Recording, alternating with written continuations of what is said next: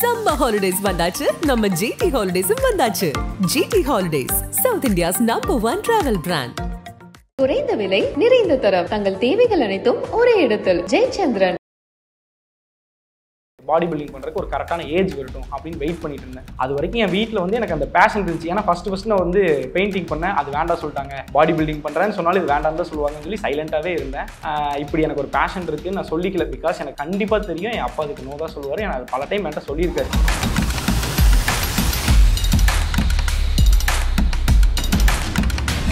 So கோயம்புத்தூர்லேருந்து இங்கே வந்திருக்கீங்க இன்டர்வியூக்காக. அப்போ அது எவ்வளோ முக்கியமான ஒரு இன்டர்வியூவாக இருக்கும். அந்த அளவுக்கு உங்களுடைய வீடியோ வந்து ரீச் ஆயிருக்கு அப்படின்னு தான் சொல்லணும். இன்ஸ்டாகிராமில் நீங்கள் போட்டிருந்த அந்த ரீலு போதுமா 23 மில்லியனா எவ்வளோ போயிருக்கு? ஜிம் ட்ரைனர்னா காலையிலேயும் சாயங்காலம் தான் இருப்போம். ஆனால் நான் வீட்டில் என்ன பண்ணிட்டேன்னா யாருக்கு தெரியாமல் பேப்பர் போட்டு வேலையை விட்டு நின்றுட்டேன். இதை நீங்கள் ஒரு ஃபுல் டைம் ஒர்க்காக பார்க்க ஃபுல் டைம். அதாவது காலையில் நான் வந்து டிப் டாப்பாக ட்ரெஸ் எல்லாம் போட்டு டிஷர்ட்டு குடும்பஸ்தன் படத்துல அந்த மாதிரி என்ன பண்ணுவோம்னா ட்ரெஸ் எல்லாம் எடுத்து என் பேக்ல வச்சுட்டு நான் இன்னும் கிளம்பி போயிடுவேன். ஒரு கட்டத்தில் இது எப்படி கண்டுபிடிச்சாங்கன்னா, என்னடா பையன் வந்து வீட்டுக்கு வந்து காசு கொஞ்சம் கம்மியாக கொடுக்குறானே அப்படின்னு ஒரு டவுட் வந்துருச்சு. எப்பயுமே மாசம் 10,000 ரூபாய் கொடுத்துருவாரு. ஏன்னா அப்போ நான் 10,000 ரூபா கொடுக்குறேன்னா அப்போ என் சேலரி வந்து ஒரு 20-25,000 ரூபா இருக்குன்னு. இப்போ நான் ஜிம்மில் ட்ரைனர் எனக்கு நான் சம்பாதிக்கிறது 10,000 ரூபா தான். அந்த 10,000 எப்படி நான் வீட்டுக்கு கொடுக்க முடியும் அப்படிங்கிற ஒன்று இருக்கும். எனக்கு ரொம்ப கலங்கிட்டேங்க. ஏன்னா பையனோட ஃபியூச்சரும் பார்க்கணும், ஹஸ்பண்டோட உடம்பையும் பார்க்கணும், வீட்டையும் சமாளிக்கணும், லோன் பிரச்சனை ஒரு பக்கம், மாத செலவு வீட்டு செலவையும் சமாளிக்கணும். ரொம்ப திக்குமுக்கள் ஆடிட்டேன் நான். அப்போ சரி இவர்கிட்ட எவ்வளவோ சொன்னேன், வேண்டாம் நமக்கு ஜிம் பாடி பில்டிங் வேண்டாம், நம்ம ஃபேமிலிக்கு அது ஒத்து வராது, பொண்ணு கிடைக்காது. ஏன்னா எல்லாருமே என்ன ஜாபுக்கு போகிறான், என்ன சேலரி, இதுதான் இன்னைக்கு பார்ப்பாங்க. தோட்டம் இருக்கா, கார் இருக்கா, என்ன இருக்குன்னு கேட்பாங்க. நம்ம வந்து நமக்கு ஒரு ஒர்க்காவது கரெக்டாக நம்ம சொல்லணும். வேண்டாம் தம்பின்னு எவ்வளவோ எடுத்து சொன்னேன். இது ஒரே பிடிவாதமாக எனக்கு பாடி பில்டிங் தான் போகணும் அப்படிங்கிற ஒரு இதில் இருந்தாரு. நிறைய ட்ரைனர்ஸ் எப்படின்னா சும்மா மசில் பில்ட் பண்ணிட்டோம், நம்ம நார்மலாக இருக்கும், ஒரு டிஷர்ட் போட்டோம், ஒரு 5-6 ஒர்க் அவுட் தெரிஞ்சிருச்சுன்னா நம்ம ட்ரைனர் அப்படின்னு சொல்லி தான் இப்போ நிறைய பேர் இருக்காங்க. பட் நம்ம ஒரு ப்ரொஃபஷனலாக ஒரு விஷயம் பண்ணுறோம் அப்படின்னா எல்லாத்துக்கும் படிக்கிற மாதிரி இதுக்கும் படிக்கணும் அப்படின்னு சொல்லி அட்லீஸ்ட் ஒரு பேசிக் நாலேஜாவது தெரியும். ஏன்னா 2018 ஆல்மோஸ்ட் ஒரு 7 இயர்ஸாக ஆசை மட்டும்தான் பட்டுக்கிட்டு இருக்கேனே தாண்டி நான் ஒரு முயற்சி எடுத்து வைக்கும்போது ஏதாச்சும் ஒன்று நடந்துங்க. ஆக்சிடென்ட் ஆகும், இல்லை வீட்டில் ஒத்துக்க மாட்டாங்க, இல்லை நான் வீட்டில் ஒன்று கட்டியிருப்பேன், அப்பாவுக்கு ஏதாச்சும் ஒரு மெடிக்கல் பிரச்சனை வரும், எப்படியாவது ஏதாவது ஒன்று வந்துகிட்டே இருக்கும். நான் அந்த 6 வருஷமாகவும் என் ஆசை வந்து பெரிய பாடி பில்டர் ஆகணும், அப்படியே ஸ்டேஜில் போய் நிறைய அவார்டு வாங்கணுங்கிற ஒரு ஆசை கிடையாது. என்னை தாண்டி பெரிய லெஜண்டெல்லாம் இருக்காங்க. அப்படி இருக்கும்போது எனக்கு வந்து போய் அந்த ஸ்டேஜ் மேலே நின்று அந்த டேன் க்ரீம் அப்ளை பண்ணுவாங்க அந்த பாடி பில்டிங் போஸ்ட் பண்ணும்போது, அந்த க்ரீம் அப்ளை பண்ணிட்டு எனக்கு போதும். பேஷன் இதுக்கு கஷ்டப்படுறோன்னு நார்மல் ஸ்போர்ட்ஸுக்கு கஷ்டப்படுற மாதிரி பாடி பில்டிங் வந்து அதை விட 1000 மடங்கு கஷ்டப்படணும். ஏன் அப்படின்னா நீங்கள் வந்து ஒரு பாடி பில்டிங்கை பொறுத்தளவுக்கு நீங்கள் சாப்பாட்டை கண்ட்ரோல் பண்ணணும், கடைசி நேரத்தில் தண்ணி குடிக்காமல் இருக்கணும், நிறைய செலவு பண்ணணும், காலையில் சாயங்காலம்னு சொல்லி ஸ்கிப் பண்ணாமல் ஒர்க் அவுட் பண்ணணும், 3 மணி நேரம் 4 மணி நேரம் ஜிம்முலையே இருக்கணும், எந்த ஒரு ஃபங்க்ஷனுக்கு போக முடியாது, எந்த ஒரு ஸ்வீட் சாப்பிட முடியாது, சுகர் சேர்க்க முடியாது, சால்ட்டு சேர்க்க முடியாது, கடைசியாக ரைஸ் கம்மியாகிடும், எல்லாமே கம்மியாகிடும். நம்மளோட டோட்டலாக நம்ம மென்டல் ஹெல்த் எல்லாமே போயிடும். இந்த பாடி பில்டிங் பண்ணுறவங்களுக்கு வந்து அந்த ஃபுட்டையே வந்து ரொம்ப கண்ட்ரோலாக இருக்காங்க போது கொஞ்சமாக அந்த லாஸ்ட் டே ஆக அந்த ஹாப்பினஸ் அவங்களுக்குள்ள அந்த ஹாப்பி ஹார்மோன் செக்ரெட் ஆகிற ஸ்டாப் ஆகிடும். கிளிட்ஸ் பார்த்துட்டு இருக்க எல்லாருக்கும் ஜீவிகாவின் ஒரு பெரிய வணக்கம். இன்னைக்கு ரொம்ப ஒரு இன்ட்ரெஸ்டிங்கான இன்டர்வியூவா இருக்க போது, ரொம்ப இன்ஸ்பைரிங்கான இன்டர்வியூவாகவும் இருக்க போது. பிகாஸ் நம்ம கூட இன்னைக்கு இந்த இன்டர்வியூல இணைந்திருக்கவங்க அந்த மாதிரி கோயம்புத்தூர்லேருந்து வருகை தந்திருக்காங்க. He's a body builder, mister Tamil Nadu, mister Coimbatore, mister south India அப்படின்னு சொல்லிட்டு எக்கச்சக்கமான அவார்ட்ஸ். இதெல்லாம் எப்படி கிடைச்சது, இதெல்லாம் எங்கேருந்து ஆரம்பிச்சது அப்படின்றத அவங்க கிட்டே பேசி தெரிஞ்சுக்கலாம். So we have body builder Bharath with us today. வணக்கம். வணக்கம். அண்ட் அவங்களுடைய அம்மா, the pillar of strength, Mrs Vasanthi, அவங்க நம்ம கூட இருக்காங்க. வணக்கம். நலமா இருக்கீங்க 2 பேரும்? ஸோ கோயம்புத்தூர்லேருந்து இங்கே வந்திருக்கீங்க இன்டர்வியூக்காக. அப்போ அது எவ்வளோ முக்கியமான ஒரு இன்டர்வியூவாக இருக்கும். அந்த அளவுக்கு உங்களுடைய வீடியோ வந்து ரீச் ஆயிருக்கு அப்படின்னு தான் சொல்லணும். இன்ஸ்டாகிராமில் நீங்கள் போட்டிருந்த அந்த ரீலு போதுமா 23 மில்லியனா எவ்வளோ போயிருக்கு? ஆல்மோஸ்ட் 30 மில்லியன் டச் ஆக போகுது. 30 மில்லியன் டச் ஆக போதா? போதுமா இல்லை இன்னும் கொஞ்சம் வேணுமா? எனக்கு நான் நினச்சது இது இவ்வளோலாம் போகும்னு நினைக்கவே இல்லை. ஒரு யதார்த்தமாக போட்டது, அது இவ்வளோ தூரம் போயிருச்சு. இதுவே போதும் எனக்கு. பட் பத்தாது, ஏன்னா உங்களை நாங்கள் இவ்வளோ பெரிய இடத்துல பார்த்துட்டோம். இன்னும் அடுத்து என்ன அடுத்து என்ன அடுத்து என்ன அப்படின்ற ஒரு கேள்வி எங்களுக்குள்ள வருது. இதெல்லாம் வந்தாலும் இன்னொரு பக்கம் எங்கேருந்து பரத்துக்கு இந்த ஆசைலாம் வந்தது? டாக்டர் ஆகணும்னு ஆசைப்படுவோம், இன்ஜினியர் ஆகணும்னு ஆசைப்படலாம், டீச்சர் ஆகணும்னு ஆசைப்படலாம், இப்போல்லாம் நிறைய பேர் மீடியாவுக்கு வரணும்னு கூட ஆசைப்பட்டுட்டு இருக்கோம். ஆனால் ஒரு பாடி பில்டராக ஆகணும், இதுதான் என்னுடைய பேஷன், இதான் என்னுடைய ட்ரீம் அப்படின்ற அந்த ஒரு ஸ்டெப் வந்து எங்கிருந்து உங்களுக்கு ஆரம்பிச்சது? ஆக்சுவலாக என்னோட ஃபேமிலியே பார்த்தீங்கன்னா ஒரு ஃபிட்னஸ் ஃபேமிலி தான். என் அப்பா வந்து ஒரு பாடி பில்டர். ஆக்சுவலாக அவர் வந்து அப்பா வந்து டிரைவர், ஆக்சுவலாக ஆட்டோ ஓட்டிகிட்டு இருக்காரு. ப்ளஸ் அவர் வந்து இந்த பாடி பில்டிங் ஸ்போர்ட்ஸ் வந்து பண்ணிட்டு இருந்தார். அது போக என் அப்பா என் சித்தப்பாவுமே அவங்க பவர் லிஃப்டிங் அதெல்லாம் பண்ணிட்டு தான் இருக்காங்க. நான் சின்ன வயசுலேருந்தே பார்த்தீங்கன்னா எனக்கு இந்த பாடி பில்டிங் பண்ணுறதுலாம் நான் பார்த்தே தான் வளர்ந்துக்கிட்டு இருக்கேன். நான் வந்து எனக்கு பார்க்குக்கும் ஜிம்முக்கும் எனக்கு வித்தியாசம் தெரியாது சின்ன வயசில். ஏன்னா அவங்க ஜிம் போகும்போது அப்படியே போயிடுவேன். எனக்கு ஒரு கட்டத்தில் நான் நினைவு தெரியும் போது தெரியும் பார்க்கு வேறு ஜிம் வேறு. ஏன்னா நான் விளையாண்டது ஃபுல்லாமே ஜிம்மில் தான் இருந்துச்சு ஸ்டார்டிங்கில். அப்படி தான் எனக்கு இந்த ஜிம் மேலே வந்து ஒரு இன்ட்ரெஸ்ட்டே வந்துச்சு ஸ்டார்டிங்கில். அப்படியே அவங்கள பார்த்து தான் நான் வளர்ந்துட்டு இருந்தேன். அதனால் அங்கிருந்து எனக்கு அந்த இன்ட்ரெஸ்ட் ஸ்டார்ட் ஆச்சு. ஓகே, ஸோ இப்போ ஒரு டாக்டரோடைய மகன் வந்து ஒரு டாக்டர் ஆகணும் அப்படின்ற ஒரு டாக்டர் அப்பா ஆசைப்படல. அந்த மாதிரி ஆல்ரெடி உங்கள் அப்பா வந்து ஒரு பாடி பில்டர், அப்போ தன்னுடைய பையனும் பாடி பில்டர் ஆகணும் அப்படின்னு ஆசைப்பட்டாங்களா? அதுதான் இங்கே கிடையாது. எல்லார் வீட்லேயும் டாக்டர் ஆவாங்க, இன்ஜினியர் ஆவாங்க. என் அப்பா பாடி பில்டிங் பண்ணார், ப்ளஸ் நான் பாடி பில்டர் ஆகணும்னு அவர் ஆசைப்படல. ஏன் அப்படின்னா பாடி பில்டிங்கில் வந்து என்ன சொல்கிறதுனா அவருக்கு என்ன வருதுன்னா செலவு நிறையா பண்ணுவோம். டயட்க்கு, ஃபுட்டுக்கு, ஒவ்வொரு ஷோ ஏறிட்டு வர்றது. அது வந்து ஒரு பாடி பில்டிங் வந்து ரொம்ப காஸ்ட்லியான ஒரு ஸ்போர்ட்ஸ். அது நம்ம பண்ண முடியாது. அது நம்ம பண்ணுறதுக்குன்னா நம்ம அந்தளவுக்கு நம்மளோட இன்கம் இருக்கணும். அதில் என்னென்னா அப்பாவுக்கு என்னென்னா அதில் நம்ம செலவு பண்ணிகிட்டே இருப்போம். ஆனால் அது நமக்கு அதுலேருந்து நம்ம பெருசாக சம்பாதிக்க முடியாதுன்னு அவரோடது. பட் எனக்கு என்னென்னா அதை பார்த்து அந்த பேஷனுக்குள்ளேயே இருந்தனால எனக்கு அதில் ஏதாச்சும் ஒன்று நான் பண்ணி வெளியே வந்து பெரிய ஆளாயிரணும், அவர் சொன்னதை வந்து இல்லைன்னு சொல்லி நிரூபிச்சிடணும்னு எனக்கு ஒரு ஆசை. அதை உடச்சி காட்டிடணும் அப்படின்ற ஒரு வெறி. ஓகே, சரி, இன்னைக்கு வந்து நீங்கள் பாடி பில்டர் நிறைய அவார்ட்ஸ் வாங்கிட்டீங்க. But before body builder Bharath என்ன படித்தாரு? அவருடைய ஏதாவது ஒர்க் பண்ணிங்களா இதுக்கு முன்னாடி? எப்படி இருந்தது லைஃப் பிஃபோர் பாடி பில்டிங்? நான் வந்து ஸ்கூல் முடிச்சதுக்கப்புறம் எனக்கு என்ன ஆசைன்னா, நான் சின்ன வயசுலேருந்து ஆர்ட் நல்லா பண்ணுவேன். எனக்கு வந்து ஓவியம், பெயிண்டிங், ஆர்ட் எல்லாமே பண்ணுவேன். ஸ்கூல் டேஸ்லேருந்து என்னை ஸ்கூலில் வந்து என்னை மென்ஷன் பண்ணணும்னா இந்த நல்லா வரைகிற பையன் எங்கப்பா அப்படின்னா நான் தான் அப்படின்னு சொல்லிட்டு ஒரு அந்த மாதிரி தான். எல்லாம் போகிற பக்கம்லாம் ஸ்கூல்லேருந்து வெளியே கூட்டிகிட்டு போவாங்க. அப்போவே வந்து இந்த பெயிண்டிங்கில் ஆர்ட்லலாம் வந்து கொஞ்சம் ப்ரைஸ் வாங்கிட்டு இருந்தேன். பட் ஆனால் என்னென்னா நான் முறைப்படி பெயிண்டிங்கோ ஆர்ட்டோ வந்து கற்றுக்கிட்டது கிடையாது. எனக்கு அப்படியே நேச்சுரலாக வரும், அதை வச்சு நான் பண்ணிகிட்டு இருந்தேன். அப்போ எனக்கு என்ன ஒரு ஆசை இருந்துச்சுன்னா, நம்ம 11th 12th முடிச்சுட்டு ஒரு நல்ல வந்து ஒரு ஓவியக் கல்லூரியில் சேர்ந்து ஒரு ஆர்டிஸ்ட் ஆயிடணும் அப்படிங்கிறத என் ஆசை. நான் ஆர்டிஸ்ட் ஆகி அதில் வர காசை வச்சு பாடி பில்டிங் பண்ணுங்கிறத என்னோட ஒரிஜினல் ஆசை. அதை வந்து நான் வீட்டில் ஃபஸ்ட்டு சொல்லும்போது ஆர்ட்டெல்லாம் பண்ணால் பெருசாக சம்பாதிக்க முடியாது. ஆமாம், ஏன்னா எல்லா வீட்லேயுமே இருக்கும் இல்லையா, அவங்கள தப்பு சொல்ல முடியாது. எல்லார் வீட்லேயும் என்னென்னா பையன் இன்ஜினியர் ஆகணும், டாக்டர் ஆகணும், இந்த ஆர்ட்டு பாடி பில்டிங்லாம் வந்து அதில் நிறைய காசு சம்பாதிக்க முடியாது, வித்தியாசமானது, அதில் பையனால் அதில் பிழைக்க முடியாதுன்னு அவங்களுக்கு ஒரு பயம் இருந்துச்சு. அப்படின்னு சொல்லி அது வேண்டான்ட்டாங்க. அதில் என்ன ஆயிடுச்சுன்னா, அவங்க வந்து இன்ஜினியரிங்கில் வந்து நீங்கள் பார்த்தீங்கன்னா இன்ஜினியரிங் கிராஃபிக்ஸ் ஒன்று இருக்கும், அவங்க நினச்சிட்டாங்க அதுதான் ஆர்ட்டுன்னு சொல்லிட்டு. அப்போ நான் வந்து எனக்கு என்ன 10th இருக்கும் பார்த்தீங்களா, அப்போ எனக்கு 10th என்ன சொல்கிறாங்கன்னா, நீ டிப்ளமோ சேரு, அதுலேயும் ஆர்ட்டெல்லாம் இருக்காங்க. எனக்கு அந்த ஏஜில் வந்து எனக்கு என்ன, இன்ஜினியரிங்கில் ஆர்ட் இருக்கு போல், நான் நினச்ச ஆர்ட்டு வேறு, இவங்க சொன்ன ஆர்ட் வந்து இன்ஜினியரிங் கிராஃபிக்ஸ். எனக்கு நான் போகிற வரைக்கும் எனக்கு தெரியாது. அங்கே போய் உட்கார்ந்ததுக்கப்புறம் தான் பெரிய பேப்பர்லாம் கொடுத்துட்டாங்க. என்ன வரைகிறதுக்கு பென்சில் கொடுத்தாங்க, ஓகே ரப்பர் பெயிண்ட்லாம் தருவாங்கன்னு பார்த்தா டிராஃப்டர்லாம் கொடுக்குறாங்க. எதுக்கு டிராஃப்டர்லான்னு பார்த்தா இன்ஜினியரிங் கிராஃபிக்ஸ். அது வேற ஸ்கெட்ச் எனக்கு அதுக்கப்புறம் தான் தெரிஞ்சுது. அதுக்கப்புறம் இருந்தாலும் ஒரு கட்டத்தில் எனக்கு சரியா அது மேலே இன்ட்ரெஸ்ட் இல்லை. நான் வந்து அரியர்ஸ் நிறைய வச்சேன், கஷ்டப்பட்டு அப்படி இப்படின்னு தக்கி தடுமாறி அந்த ஃபைனல் இயர் வர வரைக்கும் நிறைய அரியர் இருந்துச்சு. அதுக்கப்புறம் அந்த அரியர்லாம் கொஞ்சம் கொஞ்சமாக ஒரு கட்டத்தில் பயம் வந்துருச்சு. சரி பிடிக்கலன்னு சொல்லி நம்ம இதில் அரியர் வச்சுட்டு இருந்தாலும் ஒன்றும் பண்ண முடியாதுன்னு அந்த ஃபைனல் செம்மில் எல்லாரும் பண்ணுற மாதிரி கொஞ்சம் உட்காந்து மாங்குன்னு படித்து அரியர்லாம் கொஞ்சம் கம்மி பண்ணேன். அந்த டைம் என் கம்பெனிக்கு வந்து பிளேஸ்மெண்ட் வந்தாங்க, ஒரு பைக் கம்பெனிலேருந்து. அவங்களோட இதுலேருந்து வந்ததுனால அதில் எனக்கு வந்து ஒரு பிளேஸ்மெண்ட் கிடச்சதுக்கப்புறம் நாங்கள் வந்து அதுக்கப்புறம் நான் வந்து டெக்னீஷியனாக வேலை பார்த்தேன், ஐ மீன் மெக்கானிக்காக வேலை பார்த்தேன் ஒரு பைக் சர்வீஸ் சென்டரில். அங்கே வந்து ஒரு 4 வருஷமாக இருந்தேன். 4 வருஷமாக அப்படி தான் நான் ஸ்டார்ட் பண்ணேன். ஓகே, ஒரு இடத்துல நீங்க ஒரு மெக்கானிக்கா இருந்தீங்க. ஆமா, மெக்கானிக்கா இருந்தேன். அதாவது அங்கேயுமே நான் போய் அங்கே வந்து ஒரு பெரிய ஆளாக இதாகலை. ப்ளஸ் அங்கே நம்ம வந்து ஏன்னா நம்ம டிப்ளமோ படிச்சுட்டு போனதுனால நமக்கு என்னென்னா ஃபஸ்ட்டு அங்கேருந்து கொஞ்சம் மெக்கானிக் ஜாப் கொடுப்பாங்க. அதுலேருந்து நம்ம போக தான் அப்படியே வந்து இந்த அட்வைசராகவும் அதுக்கப்புறம் இந்த மேனேஜராகவும் மேலே இது பண்ணுவாங்க. நான் ஃபஸ்ட்டு ஆரம்பிச்சது வந்து ஒரு மெக்கானிக்காக ஆரம்பித்தேன். ஓகே, அதுல ஒரு 4 வருஷம் நீங்க ஒர்க் பண்ணிருக்கீங்க. ஒர்க் பண்ணியிருக்கேன். சரி, ஒர்க் பண்ணிட்டீங்க. எல்லாருமே இப்போ ஒரு பேஷன்னு நினைச்சிருப்பாங்க. பட் வாழ்க்கை வந்து வேறபடியா உங்களை கூட்டிட்டு போகும்போது அதிலே டிராவல் ஆகி போயிடுவாங்க. இல்ல ஒரு பாயிண்ட்ல வந்து நம்மளுக்கு பேஷன் தான் முக்கியம்னு அவங்க ஒரு ட்விஸ்ட் டர்ன் பண்றாங்கன்னா அந்த இடத்துல உங்களுக்கு ஏதாவது பெருசா நடந்திருக்கும், இல்ல உங்களுக்கு ஒரு மிகப்பெரிய ஒரு ஆப்பர்ச்சுனிட்டி கிடைச்சிருக்கும், ஒரு பூம் ஒன்று வந்திருக்கும்.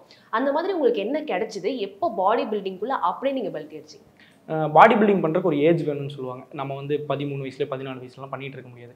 நம்ம ஒரு 18 வயசு ஆனால் தான் நம்ம ப்ராப்பராக பாடி பில்டிங் ஸ்டார்ட் பண்ண முடியும். ஏன்னா அப்போ தான் நம்மளோட மசில் வந்து க்ரோத் ஆகும். நம்ம அதுக்கு முன்னாடி பண்ணாலும் க்ரோத் ஆகாது. அப்போ வந்து நான் வந்து பாடி பில்டிங் பண்ணுறதுக்கு ஒரு கரெக்டான ஏஜ் வரட்டும் அப்படின்னு வெயிட் பண்ணிட்டு இருந்தேன்.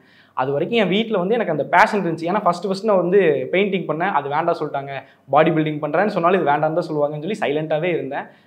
இப்படி எனக்கு ஒரு பேஷன் இருக்குன்னு நான் சொல்லிக்கல. பிகாஸ் எனக்கு கண்டிப்பாக தெரியும் என் அப்பா அதுக்கு நோ தான் சொல்லுவார். எனக்கு அது பல டைம் என்கிட்ட சொல்லியிருக்காரு. பட் அதனால் ப்ராப்பராக சொல்லிக்கல. நான் வந்து ஒரு நல்ல பையனாக அப்படியே வேலைக்கு போயிட்டு 4 வருஷம் அப்படியே தான் இருந்தேன். ஒரு கட்டத்தில் எனக்கு என்ன ஆயிடுச்சுன்னா அந்த வேலை வந்து எனக்கு சாட்டிஸ்ஃபைங்காக இல்லை. என்ன நம்ம சம்பாதிச்சாலும் எனக்கு ஒரு கட்டத்துக்கு மேலே போகிறோம், பணம் சம்பாதிக்கிறோம் அப்படின்னு தான் இருக்கமே தாண்டி பேஷனுக்காக ஒன்றுமே பண்ணலையே. என்ன நான் ஃபைனலாக நான் என்ன பண்ணேன், நான் யார் அப்படின்னு எனக்கு பிடிச்சது எதுவுமே நான் பண்ணல. அப்போ நான் யார், எதுக்காக இதை சம்பாரிச்சிருக்கேன், காலத்துக்கு இப்படி நம்ம சம்பாரிச்சிட்டு மட்டும் இருந்துருவோமா அப்படின்னு சொல்லி எனக்குள்ள தோணிகிட்டே இருந்துச்சு. அப்போ தான் எனக்கு வந்து இல்லை, இது ஏதாவது ஒரு கட்டத்தில் ஸ்டாப் பண்ணியே ஆகணும் அப்படின்னு நான் ஒரு கட்டத்தில் ஸ்டாப் பண்ணேன். அதுவுமே வந்து தப்பான இடத்துல ஸ்டாப் பண்ணேன். அதுவும் என்னாச்சுன்னு பார்த்தீங்கன்னா, நான் வந்து வேலைக்கு போயிட்டு இருந்தது வச்சு பையன் வேலைக்கு போயிட்டுருக்கான், சம்பாதிக்க ஆரம்பிச்சிருக்கான்னு சொல்லி பேங்க்கில் லோன் வாங்கினோம் வீடு கட்டுறதுக்காக. அப்போ லோன்லாம் என் பேரில் தான் எடுத்தாங்க. நானும் வந்து அந்த டைமில் என்ன பண்ணிட்டேன்னா, எங்கள் வீடு சின்ன வீடாக இருந்துச்சு. ஒரு 2 ரூம் தான் இருக்கும். நான், அம்மா, அப்பா, தம்பி இப்படி தான் இருந்துச்சு எங்கள் ரூம். அப்போ வந்து கொஞ்சம் நாங்கள்லாம் வளர அந்த வீட்டில் இடம் பத்தல. அப்பா என்ன பண்ணிட்டாருன்னா, பையன் வேலைக்கு போகிறான், அந்த பே ஸ்லிப்பெல்லாம் வச்சு லோன் அப்ளை பண்ணி நம்ம லோன் வாங்கலாம் அப்படின்னு சொல்லி ஒரு முடிவு பண்ணாங்க. நான் என்ன பண்ணேன், கம்பெனிலேருந்து ப்ளே ஸ்லிப்பெல்லாம் வாங்கி லோன்லாம் அப்ளை பண்ணலான்னு சொல்லி எல்லாமே பண்ணி வீடெல்லாம் கட்டி வந்துருச்சு. வீடு கட்டிகிட்டு இருக்க என்னாச்சுன்னா, அப்பாவுக்கு வந்து ஒரு நியூரோ ப்ராப்ளம் மாதிரி வந்து ஒரு ஸ்ட்ரோக் வந்துருச்சு. ஸ்ட்ரோக் வந்து ஆள் கொஞ்சம் ரொம்ப சீரியஸான கண்டிஷனில் ஒரு 40 நாள் பக்கம் ஹாஸ்பிட்டலே இருந்தாலும் பொழைக்கிறதே கஷ்டங்கிற அளவுக்கு டாக்டர் சொல்லியிருந்தாங்க. அந்த கட்டத்தில் வந்துட்டு எனக்கு பயங்கர ப்ரெஷர். ஆக்சுவலாக எனக்கு இப்போ நான் இதை விட முடியாது. ஏன்னா இதை விட்டுட்டேன்னா வீடு கட்டியிருக்கேன், அதுக்கு நான் லோனுக்கு இது பண்ணணும். நான் இதை விட்டனாலும் அடுத்து நான் எங்கே போய் சம்பாதிப்பேன், எந்த இடத்துக்கு போவேன்னு சொல்லி நான் ரொம்ப முடியாமல் இருந்தேன். இப்போ என்னடா பண்ணுறது அப்படின்னு யோசிக்காமல் இருக்கும்போது ஒரு கட்டத்தில் கடவுள் புண்ணியத்தில் அப்பா வந்து கொஞ்சம் சரியாகி வீட்டுக்கு கொண்டு வந்து அதுக்கப்புறம் ஏதோ அங்கே எங்கேன்னு கடன் வாங்கி சொந்தக்காரங்க சைடில் கொஞ்சம் தெரிஞ்சவங்க சைடில் கொஞ்சம் கடன் வாங்கி அந்த வீட்டையும் கம்ப்ளீட் பண்ணிட்டோம். அப்பாவையும் நல்லபடியாக கூப்பிட்டு வந்து வீட்டில் வச்சுட்டோம். இருந்து என்ன பண்ணேன்னா, எனக்கு மனசுக்கு கேட்கல. ஏதோ ஒரு வகையில் ஒரு கடன் நம்ம மேலே இருக்குங்கிறக்காக திருப்பி அதே வேலைக்குள்ளே தான் போவோம் அப்படின்னு எனக்கு ஒரு பயம் வந்துருச்சு. அந்த டைமில் வந்து கம்பெனியில் வந்து நான் வந்து சொல்லிட்டேன், இந்த மாதிரி நான் வரல, அப்பாவுக்கு வந்து உடம்பு சரியில்லை அப்படின்னு கம்பெனியில் ஒரு ரீசன் சொன்னேன். பட் நான் பர்சனலாக எனக்குள்ளே எடுத்த ரீசன் என்னென்னா, என் பேஷனை நோக்கி இதுக்கப்புறம் நான் ஓடணும், இதுக்கு மேலே நான் வந்து சரிப்பட்டு வராது அப்படின்னு சொல்லிட்டு அதுக்கு முன்னாடியே நான் என்ன பண்ணேன், ஒரு ஜிம்மில் வந்து ஒர்க் அவுட் பண்ணுறதுக்காக போவேன். சும்மா நார்மலாக நானே என் ஃப்ரெண்டு 2 பேர் சேர்ந்து அந்த ஜிம்மில் வந்து ஒர்க் அவுட் பண்ணுவோம். அப்போ நான் ஒர்க் அவுட் பண்ணும்போது பேரலாக நான் அந்த ஜிம்மில் வந்து கொஞ்சம் நல்லா ஒர்க் அவுட் பண்ணுறாங்க போது அந்த ஜிம்மோட ஓனர் வந்து என்கிட்ட கொஞ்சம் க்ளோஸ் ஆனார். பரவாயில்ல, இந்த பையன் மட்டும் நல்லா ஏதோ பண்ணிகிட்டு இருக்கான் அப்படிங்கும்போது ஒரு கட்டத்தில் அவர் கூட க்ளோஸ் ஆகும்போது அவர்கிட்ட நான் சொன்னேன், இந்த மாதிரி எனக்கு வீட்டில் எல்லாம் பிரச்சனை இருக்குது, ஆனால் எனக்கு வந்து இதில் தான் வந்து ஒரு பேஷன் இருக்குது, எனக்கு எப்படியாச்சும் இதிலேருந்து வெளியே வரணும்னு எனக்கு ஒரு ஆசையாக இருக்கும்போது அவர் என்ன சொல்லிட்டாரு, நீ என் ஜிம்முக்கு ட்ரைனராவா அப்படின்ட்டாரு. நான் என்ன பண்ணேன், அந்த ஜிம்மில் வந்து ஒரு 10,000 ரூபா சேலரிக்கு ட்ரைனராக போயிட்டேன். ஒரு பார்ட் டைமாக தான் அது இது. ஏன்னா ஜிம் ட்ரைனர்னால் காலையிலேயும் சாயங்காலம் தான் இருப்போம். ஆனால் நான் வீட்டில் என்ன பண்ணிட்டேன்னா, யாருக்கும் தெரியாமல் பேப்பர் போட்டு வேலையை விட்டு நின்றுட்டேன். நீங்க ஒரு ஃபுல் டைம் ஒர்க்கா ஃபுல் டைமா, அதாவது காலையில நான் வந்து டிப் டாப்பா ட்ரெஸ் எல்லாம் போட்டு டி-ஷர்ட் போற மாதிரி தான் போவாங்க, எப்போ ஒர்க்குக்கு போற மாதிரி தான் போவாங்க. குடும்பஸ்தன் படத்துல அந்த மாதிரி என்ன பண்ணுவேன்னா, ட்ரெஸ் எல்லாம் எடுத்து என் பேக்ல வச்சுட்டு நான் வந்து கிளம்பி போயிடுவேன். நான் அங்கே போயிட்டு ஜிம் ஆக்சுவலாக என்னன்னு பார்த்தீங்கன்னா காலையில் 5:30க்கு அங்கே இருக்கணும். அப்போ வந்து வேலைக்கு நம்ம போகும்போது 8 மணி 9 மணிக்கு தானே கிளம்பி போவோம். ஆனால் நான் என்ன பண்ணேன், நான் காலையில் ஒர்க் அவுட் பண்ண போகிறேன், ஒர்க் அவுட் முடிச்சுட்டு நான் அப்படியே வேலைக்கு போயிடுவேன் அப்படின்னு சொல்லிட்டு இவங்ககிட்ட என்ன பண்ணுவேன், பேகுக்குள்ளே ட்ரெஸ் எல்லாம் எடுத்து வச்சுட்டு நான் பாடி கிளம்பி போய் டிஷர்ட் மாற்றிட்டு ட்ரைனர் மாதிரி இங்கே இருப்பேன். அதுக்கப்புறம் அங்கேருந்து என்ன பண்ணிடுவேன்னா, அங்கேருந்து கரெக்டாக ஒரு 11 மணிக்கு ஜிம்மை க்ளோஸ் பண்ணும்போது என்ன பண்ணிடுவேன்னா, ஃப்ரெண்டு வீட்டில், ஃப்ரெண்டு ரூமில், இல்லை எனக்கு தெரிஞ்ச இடத்துல மீதி இருக்கிற ஒரு 4 மணி நேரத்தை கழிக்கணும் இல்லையா, அங்கே போய் ஏதாச்சும் இது பண்ணிடுறது. அப்புறம் மதியான சாப்பாடு வந்து ஏதாச்சும் ஃப்ரெண்டு ரூம்லேயோ இல்லை யார் தெரிஞ்சவங்ககிட்டையோ நான் படித்த ஸ்கூல் ஒன்று இருக்கும், அந்த ஸ்கூலில் வந்து அங்கே ஒரு கோயில் இருக்கும். அந்த கோயிலெல்லாம் நிறைய டைம் வந்து மதியானம் அங்கேயே சாப்பாடுலாம் கொடுப்பாங்க. அங்கேயே சாப்பிட்டு அப்படியே ரவுண்ட் அடிச்சுட்டு இருப்பேன். 5 மணிக்கு வந்து என்ன பண்ணிடுவேன்னா, திருப்பி நான் வந்து 5 மணிக்கு ஜிம் ஓப்பன் பண்ணிடுவாங்க.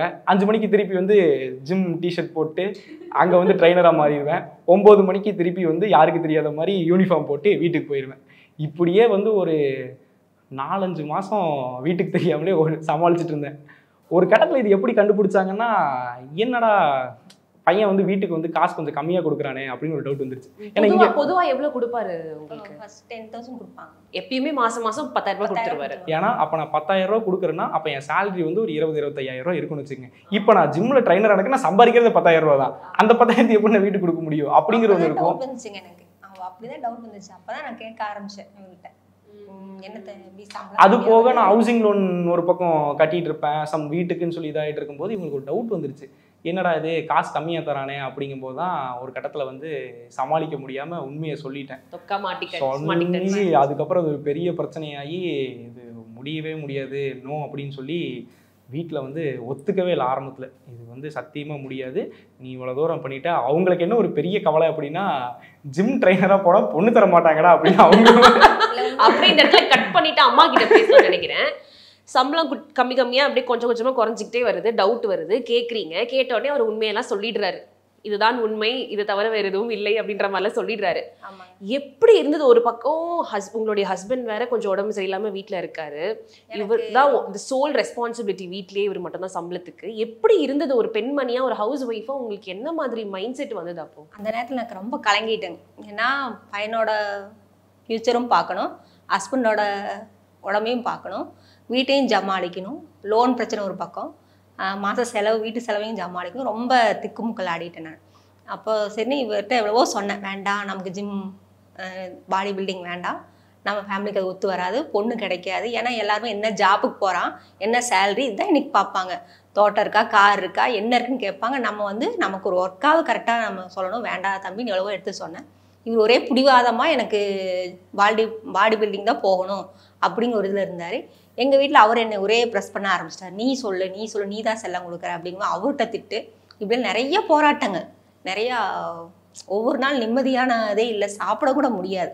இது சரி அப்போ ஒரு இடத்துல நானே வந்து இவரோட லைன் நானே மாறிடலாம், அவங்கள இவ்வளோதான் இருக்காங்க, சரி நம்ம இவரோட லைனுக்கே விட்டு இவரோட ஆசையை நிறைவேற்றுவோம். ஏன்னா நம்ம ஆசையில் எவ்வளவோ இதாயிருச்சு, நம்ம குழந்தையோட ஆசையை நிறைவேற்றுவோம்னு சொல்லி நான் அவங்களுக்கு என்னால் முடிஞ்சது.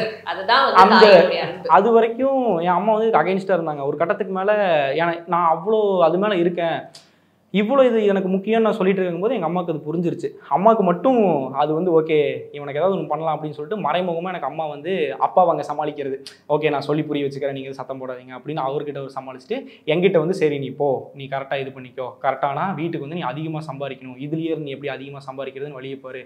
அப்படிங்கும்போது நான் என்ன பண்ணேன்னா, ட்ரைனர் ஆகிறது நிறைய ட்ரைனர்ஸ் இப்போ எப்படின்னா சும்மா மசில் பில்ட் பண்ணிட்டோம், நம்ம நார்மலாக இருக்கோம், ஒரு டிஷர்ட் போட்டோம், ஒரு 5-6 ஒர்க் அவுட் தெரிஞ்சிருச்சுன்னா நம்ம ட்ரைனர் அப்படின்னு சொல்லி தான் இப்போ நிறைய பேர் இருக்காங்க. பட் நம்ம ஒரு ப்ரொஃபஷனலாக ஒரு விஷயம் பண்ணுறோம் அப்படின்னா எல்லாத்துக்கும் படிக்கிற மாதிரி இதுக்கும் படிக்கணும் அப்படின்னு சொல்லி அட்லீஸ்ட் ஒரு பேசிக் நாலேஜாவது தெரியணும். ஏன்னா டாக்டருக்கு ஈக்குவலாக ஒரு ட்ரைனர் இருக்காங்க, அந்தளவுக்கு நம்ம நாலேஜ் வந்து கெயின் பண்ணி வைக்கணும். அப்போ அதுக்காக என்ன பண்ணேன்னா டிப்ளமோ இன் பர்சனல் ட்ரைனிங் ஒரு கோர்ஸ் போட்டேன். அப்படியே பேரலாக அப்படியே இருந்து அந்த கோர்ஸ் போட்டு அப்படியே படிச்சுக்கிட்டே அந்த ஜிம்மில் வந்து ட்ரைனராக வேலை பார்த்துட்டு இருந்தேன். அப்புறம் எல்லாமே நல்லா தான் போயிட்டு இருந்துச்சு. அப்போ ஒரு கட்டத்துக்கு மேலே கொஞ்சம் கொஞ்சமாக பாடி பில்டிங் பண்ணுறதுக்காக நான் காசு சேர்த்துக்கிட்டே வரும்போது திடீர்னு ஒரு சூழ்நிலை என்ன ஆயிடுச்சுன்னா, எனக்கு வந்து ஒரு பைக் ஆக்சிடென்ட் ஒன்று ஆயிடுச்சு. நான் பாடி பில்டிங் பண்ணலாம் அப்படின்னு சொல்லி நினச்சி எல்லாம் ப்ராப்பர் செட் பண்ணி வச்சு இறங்கலாம் அப்படின்னு சொல்லி ஸ்டார்ட் பண்ணும்போது அந்த ஒரு 1 மந்த்லேயே வந்து ஒரு பைக் ஆக்சிடென்ட் ஆகி என் காலில் வந்து ஒரு எலும்பு வந்து கரெக்டாக உடஞ்சி ஒரு 3 மாதம் பெட் ரெஸ்ட்டு. அந்த 3 மாதம் நான் வந்து ஜிம் போகல, எதுவும் பண்ணல, வீட்டில் அப்படியே படுத்த படிக்கையாக இருக்கேன். கொஞ்சம் கொஞ்சமாக உடம்பெல்லாம் நான் அங்கே இங்கேன்னு போராடி காசு சேர்த்து உடம்பெல்லாம் ரெடி பண்ணி வச்சுருக்கேன். 3 மாதம் ஒர்க் அவுட்டும் பண்ணாமல் டயட் இல்லாமல் வீட்லேயே படுத்துருந்தோம்னா உடம்பு என்ன ஆகும்னு எல்லாத்துக்கும் தெரியும். அப்படியே உடம்பெல்லாம் பழைய மாதிரி ஆயிடுச்சு, என்னதான் பண்ணுறது அப்படின்னு சொல்லி ரொம்ப வந்து மனசுக்குள்ளே வந்து ஒரு உறுத்தலாகவே இருந்துச்சு. நான் படிச்சுட்டு திருப்பி அதே ஜிம்குள்ளே போனாலும் என்னால் ஒரு ட்ரைனராக இருந்து அதிக இன்கம் வந்து ஏர்ன் பண்ண முடியல ஸ்டார்டிங் ஸ்டேஜில். அப்போ திருப்பி என்னடா இப்படியே போயிட்டுருக்கேன்னு சொல்லும்போது எனக்கு அந்த ஜிம்மில் வந்து தினேஷ்னு சொல்லி ஒரு அண்ணா வந்து பழக்கம் பண்ணார். அந்த அண்ணா ஆக்சுவலாக யாருன்னா அவருமே வந்து ஒரு யூடியூப் சேனல் வச்சுருக்காரு. ஆக்சுவலாக இந்த சினிமா டிக்கெட்ஸ்னு சொல்லி நீங்கள் கேள்விப்பட்டிருப்பீங்க, கோயம்புத்தூரில் வந்து அது ஒரு பெரிய பேஜ், சினிமா டிக்கெட்ஸ் வீலவ் கோயம்புத்தூர்னு சொல்லி ஒரு பேஜ் இருக்குது. அந்த பேஜில் இருக்கிற தினேஷ்னு சொல்லி ஒரு அண்ணா வந்து அவருக்கு நான் வந்து ஒர்க் அவுட் சொல்லி கொடுத்துருந்தேன் அந்த ஜிம்மில். அந்த அண்ணா வந்து பேரலாக என்னோட ஸ்டோரியெல்லாம் கேட்டுட்டு என்னை அப்படியே வாட்ச் பண்ணிட்டே இருந்தார். நீ வந்து ஏதோ உனக்கு ஒரு திறமை இருக்குது, நீ அதை பண்ணுவேன் அப்படின்னு சொல்லி அவர் தான் ஃபஸ்ட்டு என்னை வந்து ஏதாச்சும் ஒன்று பண்ணணும் அப்படின்னு சொல்லி அந்த கால் உடஞ்சி கொஞ்சம் கொஞ்சமாக ரெக்கவர் ஆகி வெளியே வந்தோடனே டோட்டலாக எல்லாமே போன மாதிரி ஆயிடுச்சு. அப்போ அவர் என்ன சொன்னார்னா, நீ இவ்வளோ கஷ்டப்படாத, நம்ம பார்த்துக்கலாம், நீ வா அப்படின்னு சொல்லி சேம் இப்போ எப்படி உங்கள் இந்தியா கிளிட்ஸ் ஆஃபீஸ் மாதிரி சினிமா டிக்கெட் ஆஃபீஸ் கோயம்புத்தூர் இருக்குது, அங்கே நான் போய் 3 மாதம் சும்மா தான் உட்காந்துருந்தேன். அவர் எனக்கு என்ன பண்ணாருன்னா, நீ வா சும்மா உட்காரு, உனக்கு என்ன பண்ணணும்னு தோணும், ஏன்னா நான் உன்னை எதுவுமே கம்பல் பண்ணல, உனக்காக ஒரு கட்டத்தில் வந்து நீ என்ன பண்ணணும்னு யோசிப்ப, அந்த டைமில் உனக்கு என்ன பண்ணணும்னு யோசிக்கிறியோ நீ சொல்லு, நான் ஏதாச்சும் ஒன்று பண்ணிக்கிறேன் அப்படின்னு சொல்லி எனக்கு அந்த 3 மாதமும் அவர் வந்து நான் என்ன சம்பாரிச்சிட்டு இருந்தோம் அதை எனக்கு சும்மா கொடுத்தாரு. அப்போது அது வந்து என் லைஃப்லேயே எனக்கு வந்து ஃபஸ்ட்டு கிடச்ச வந்து ஒரு பெரிய ஹெல்ப். எந்த வேலையும் செய்யாமல் என் மேலே ஒருத்தர் கண்மூடித்தனமாக இவன் ஏதாச்சும் ஒன்று பண்ணிடுவான்னு ஒரு நம்பிக்கையில் முதல்ல மாதம் இவ்வளோ ஒரு அமௌண்ட் நீ எடுத்துக்கோன்னு சொல்லி கொடுத்துட்டு இருந்தார். எனக்கு அப்படியே ஒரு கட்டத்தில் இருக்கும்போது அவர்கிட்ட தான் நிறைய பேசுவேன், நான் லைஃப்பில் எடுத்து என்ன பண்ண போகிறேன்னு தெரியல, ஏதாச்சும் ஒன்று பண்ணணும்னு சொல்லும்போது தான் நீ வந்து ஃபஸ்ட்டு திருப்பி ஜிம் ஸ்டார்ட் பண்ணு அப்படின்னு சொல்லி அங்கேயே எங்கள் ஜிம்மில் அந்த ஏரியாலே வந்து ராயல் ஃபிட்னஸ்ன்னு சொல்லி ஒரு ஜிம் இருக்குது. ஆக்சுவலாக அது வந்து தமிழ்நாட்டிலே வந்து ஒரு பெரிய பிக்கஸ்ட் ஜிம், பெரிய ஒரு ஜிம். ஆக்சுவலாக அந்த ஜிம்மில் நாங்கள் வந்து அந்த ஜிம்மில் வந்து போய் சேரும்போது எனக்கு வந்து அவர் தான் அந்த ஜிம்மில் வந்து எனக்கு ஃபீஸ் கட்டி இந்த ஜிம்முக்கு வந்து நீ ஒர்க் அவுட் பண்ண போ அப்படின்னு சொல்லி சேர்த்து விட்டார். அங்கே நான் போய் ஒர்க் அவுட் பண்ணும்போது எனக்கு அந்த ஜிம் ஆக்சுவலாக எனக்கு ரொம்ப பிடிச்சிருச்சு. அந்த ஜிம் நான் வந்து இந்த ஜிம்மில் எனக்கு ட்ரைனர் ஆகணும்னு ஒரு ஆசை இருந்துச்சு. அப்போ வந்து அந்த ஜிம்மோட 2வது சொல்லுவாங்க இல்லையா, நம்ம கஷ்டப்படும் போது ஒரு ஹியூமன் வந்து நம்ம பார்க்குற ஹியூமன் வந்து நம்ம லைஃபையே மாற்றுறதுக்கு ஒரு சக்தி இருக்குன்னு சொல்கிற மாதிரி ஃபஸ்ட்டு வந்து தினேஷ் தான். 2வது வந்து அதே ஜிம்மில் வந்து அந்த ஜிம்மோட ஓனர் பிரபுன்னான்னு சொல்லிட்டு வராங்க. அவர்கிட்ட தான் நான் போய் பேசினேன் இந்த மாதிரி நான் என்னோட இதெல்லாம் சொல்லும்போது அவர் வந்துட்டு எனக்கு மறுபடியும் அந்த ஜிம்மில் வந்து இன்னொரு ட்ரைனர் வேலையாக கொடுத்தாங்க. அப்போ நான் வந்து இந்த மாதிரி இதில் படிச்சிருக்கேன், இதெல்லாம் எனக்கு ஆசை, எனக்கு வந்து பாடி பில்டிங் பண்ணணும் அப்படின்னு சொல்லும்போது நீ வா அப்படின்னு சொல்லி எனக்கு வேலை போட்டு கொடுத்து நான் அவர்கிட்ட கேட்டேன், எனக்கு இந்த இவ்வளோ கஷ்டப்பட்டு வந்து கடைசியில் என்னால் பாடி பில்டிங் பண்ண முடியாமல் போச்சு, வீட்டில் எல்லாம் சப்போர்ட் பண்ண ஆரம்பிக்கும் போதும் ஒரு ஆக்சிடென்ட் இதெல்லாம் இருந்து நான் வந்திருக்கேன், ஏதாச்சும் ஒன்று பண்ணி நான் எப்படியாவது ஒரு பண்ணி எனக்கு நான் அவர்கிட்ட என்ன கேட்டேன்னா 2018 ஆல்மோஸ்ட் ஒரு 7 இயர்ஸாக ஆசை மட்டும்தான் பட்டுக்கிட்டு இருக்கேனே தாண்டி நான் ஒரு முயற்சி எடுத்து வைக்கும் போது ஏதாச்சும் ஒன்று நடந்துடும். ஒன்று ஆக்சிடென்ட் ஆகும், இல்லை வீட்டில் ஒத்துக்க மாட்டாங்க, இல்லை நான் வீட்டில் லோன் கட்டியிருப்பேன், அப்பாவுக்கு ஏதாச்சும் ஒரு மெடிக்கல் பிரச்சனை வரும், எப்படியாவது ஏதாவது ஒன்று வந்துகிட்டே இருக்கும். நான் அந்த 6 வருஷமாகவும் என் ஆசை வந்து பெரிய பாடி பில்டர் ஆகணும், அப்படியே ஸ்டேஜில் போய் நிறைய அவார்டு வாங்கணுங்கிற ஒரு ஆசை கிடையாது. ஏன்னா இப்போ வரைக்கும் சொல்கிறேன், நான் ஒரு பெரிய பாடி பில்டர்லாம் கிடையாது. நான் உண்மையை சொல்ல போனேன், என்னை தாண்டி பெரிய லெஜண்டெல்லாம் இருக்காங்க. அப்படி இருக்கும்போது எனக்கு வந்து நான் போய் அந்த ஸ்டேஜ் மேலே நின்று அந்த டேன் க்ரீம் அப்ளை பண்ணுவாங்க அந்த பாடி பில்டிங் போஸ்ட் பண்ணும்போது, நம்ம அந்த க்ரீம் அப்ளை பண்ணிட்டா எனக்கு போதும், எனக்கு பெரிய சக்ஸஸ். என் லைஃப்லேயே நான் வந்து ஒரு பெரிய ஃபஸ்ட்டு ஸ்டெப் எடுத்து வச்சிட்டேன், அதை பண்ணிட்டேன்னா போதும் ஏதாச்சும் ஒன்று நடந்துடும் அப்படிங்கிற மாதிரி எனக்கு அந்த க்ரீம் அப்ளை பண்ணுறது தான் என்னோட பெரிய கனவே. அதை அப்ளை பண்ணி நான் போய் நின்று 10வது பிளேஸ் வாங்கி எனக்கு ஒரு மெடல் கிடச்சாலும் போதுங்கிற ஒரு மைண்ட் செட்டில் தான் நான் போய் கேட்டேன். அப்போ வந்து எனக்கு அவர் வந்து இந்த பிரபுண்ணா வந்து எனக்கு ரொம்ப ஹெல்ப் பண்ணார், நிறைய ஹெல்ப் பண்ணி எனக்கு வந்து ஒரு மென்டார் மாதிரி என் கூடயே இருந்து என்னை பயங்கரமாக புஷ் பண்ணி அந்த 1 இயர்க்காக எனக்கு ரொம்ப ஹெல்ப் பண்ணார். நான் அப்புறம் அதே ஜிம்மில் வேலை செஞ்சு கொஞ்சம் கொஞ்சமாக மணி எல்லாம் சேர்த்து அப்படியே நான் வந்து. ஸோ எப்போ வந்து அந்த சீரியஸான அந்த ஒரு ட்ரைனிங்குள்ளே இறங்குனீங்க, எவ்வளோ நாள் இருந்தது அந்த ட்ரைனிங், சீரியஸான ட்ரைனிங்? கரெக்டாக நான் வந்து இந்த ஷோக்காக வந்து ஒரு 1.5 வருஷம் ரெடியாக ஆரம்பித்தேன். 2023 டிசம்பர் மாதம் நான் சீரியஸாக ஸ்டார்ட் பண்ணது. டிசம்பர்லேருந்து ஆரம்பித்தோம். 2024 ஃபுல்லாக, 2024 அக்டோபர், நவம்பர், டிசம்பர், அப்புறம் 25 இந்த இயரோட ஜனவரி 4 மந்த்தாக காம்படிஷன் பண்ணோம். ஆல்மோஸ்ட் ஒரு 1.5 வருஷம் பக்கம் சீரியஸாக இருந்துச்சு.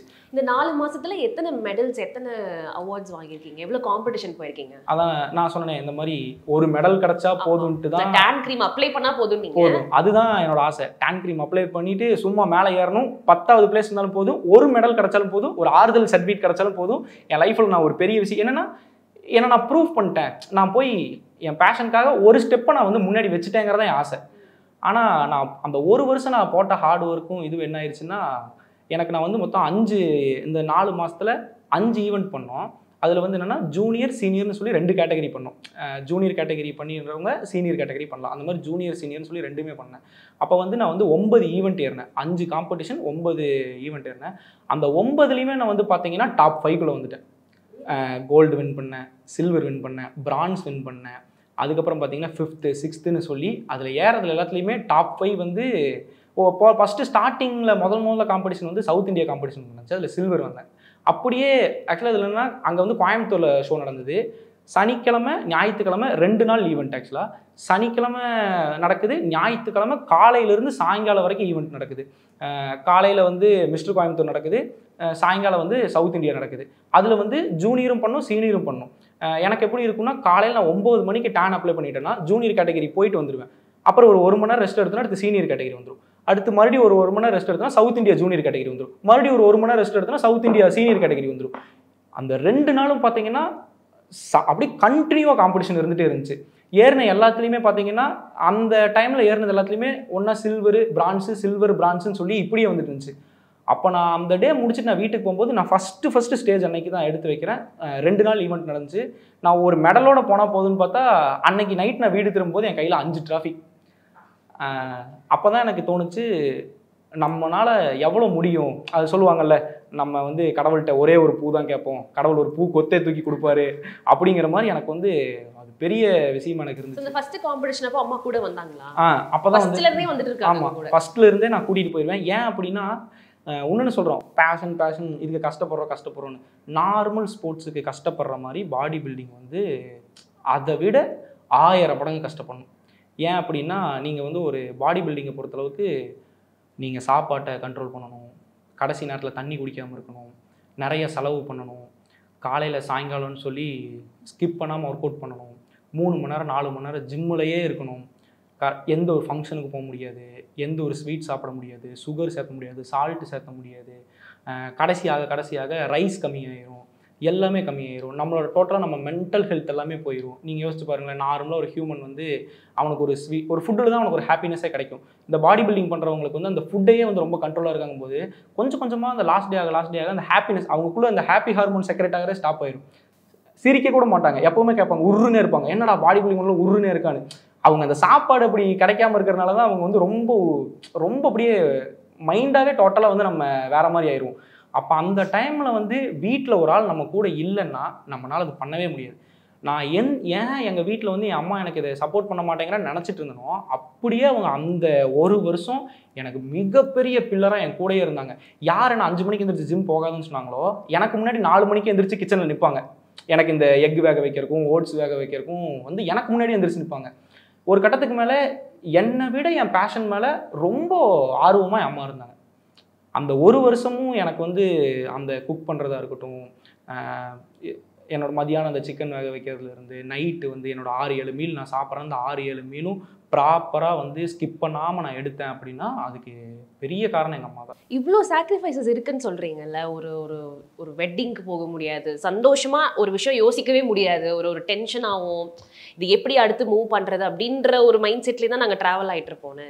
எந்த ஒரு பாயிண்ட்லேயும் உங்களுக்கு ஏன் இதுக்கு இவ்வளோ கஷ்டப்படணும், கொஞ்சம் பேக் வாங்கிடலாமா, இல்லை வேறு ஏதாவது ட்ரை பண்ணலாமா? பாடி பில்டிங்கே நிறைய இருக்குல்ல, லைக் பவர் லிஃப்டிங் சொல்லுவாங்க, ஃபிசிக், மிஸ்டர் ஃபிசிக் அந்த மாதிரிலாம் சொல்லுவாங்க. அதெல்லாம் இதை விட கொஞ்சம் கம்பேர் பண்ணும்போது ஓரளவுக்கு ஓகே தானே, அதெல்லாம் ட்ரை பண்ணலாம். ஏன் பாடி பில்டிங் அப்படின்ற மாதிரி எந்த ஒரு செகண்ட் ஒப்பீனியனும் உங்கள் மைண்டுக்கு வரவே இல்லை? நான் வந்து ஸ்டார்டிங் ஃபஸ்ட்டு ஜிம் சேரும்போது இதே மாதிரி தான் எனக்கு வந்து பவர் லிஃப்டிங் நான் பண்ணேன். சேம் இதே மாதிரி தான் பாடி பில்டிங். பவர் லிஃப்டிங்கோட கம்பேர் பண்ணும்போது பாடி பில்டிங் இன்னும் நம்ம நிறைய செலவு பண்ண வேண்டியது இருக்கும். பவர் லிஃப்டிங் கொஞ்சம் இருக்கும், பட் அந்த அளவுக்கு நம்ம டயட் வந்து பாடி பில்டிங் அளவுக்கு இருக்காது. அப்படிங்கும்போது அங்கே நம்ம பவர் மட்டும் இன்க்ரீஸ் பண்ண போதுங்கிறனால நான் ஜிம்லேயே வந்து ஒர்க் அவுட்லாம் பண்ணி பவர் லிஃப்டிங்கு போனேன். எனக்கு பவர் லிஃப்டிங்லேயும் நான் ட்ராஃபிஸ் எல்லாம் வின் பண்ணேன். பட் எனக்கு எண்ட் ஆஃப் தி டே எனக்கு வந்து பாடி பில்டிங் ஸ்டேஜில் வரல. எனக்கு பாடி பில்டிங் பண்ணணும், ஸ்டேஜில் ஏறி என்னை ஷோ பண்ணணும் அப்படிங்கிறது மட்டும்தான் என்னோட பெரிய ஆசையாகவே இருந்துச்சு. ஒரு தடவை டேன் க்ரீம் அப்ளை பண்ணிட்டா போதும். நீங்கள் அந்த டேன் க்ரீம் அப்ளை பண்ணுறதுனால எவ்வளோ சைடு எஃபெக்ட்ஸ் வரும் இல்லையா, வருமா? அப்படி ஏதாவது இருக்கா? அப்படிலாம் கிடையாது, அது நார்மல் ஜஸ்ட் ஒரு க்ரீம் தான். இப்போ நீங்கள் எப்படி இந்த மேக்கப்லாம் போட்டிங்கன்னா அந்த ஜஸ்ட் க்ரீம் அப்படின்னு சொல்றாங்க, அது என்ன நீங்க ஃபவுண்டேஷன் போடுறீங்க பாத்தீங்களா, அந்த மாதிரி. அதனாலலாம் எந்த சைடு எஃபெக்ட், டேன் க்ரீம்னால எந்த சைடு எஃபெக்ட்ஸும் கிடையாது. பட் அது போட்டுட்டே இருக்கிறதுனால ஒரு மாதிரி எதுவும் சிரமமாவும் அன்கம்ஃபர்டபுள் அந்த மாதிரி எதுவுமே இருக்காதா? அதான் சொல்றேன், ஒரு ஈவெண்ட் பண்ணிட்டு இறக்கிட்டோம்னா தெரியாது, நம்ம காலையில இருந்து சாயங்காலம் வரைக்கும் பண்றாங்க போது அதனால எந்த சைடு எஃபெக்ட்லாம் வராது. உங்களுக்கு என்ன ஆகுனா அது ஒரு மாதிரி கடைசி நேரத்தில் அது போகாது அவ்வளோ சீக்கிரம். ஒரு 4-5 டைம் குளிச்சாதான் போகுமே தாண்டி மற்றபடி அதனால எந்த ஒரு சைடு எஃபெக்ட்ல வரும். சம்மர் ஹாலிடேஸ் வந்தாச்சு, நம்ம ஜிடி ஹாலிடேஸும் வந்தாச்சு. GT holidays, South India's number 1 travel brand. குறைந்த விலை, நிறைந்த தரம், தங்கள் தேவைகள் அனைத்தும் ஒரே இடத்தில். ஜெயச்சந்திரன்.